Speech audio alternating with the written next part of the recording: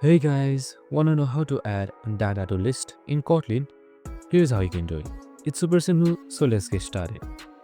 Now, in this video, I'm just simply using this Kotlin playground.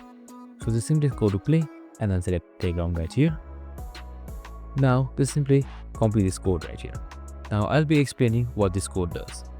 First up, we use mutable list of function. You can see right here. This, in order to create a mutable list, which means we can modify it later. Next, we use the add function to insert elements like 10, 20 and 30 into the list, as you can see right here. Now finally, we print out the list with println, and you see the updated list 10, 20 and 30. Lists in Kotlin are easy to use, and you can add, remove or modify the data as needed. And that's it. You can just simply select run and check it. And that's how you add data into a list in Kotlin. And here you go. I hope this video helped.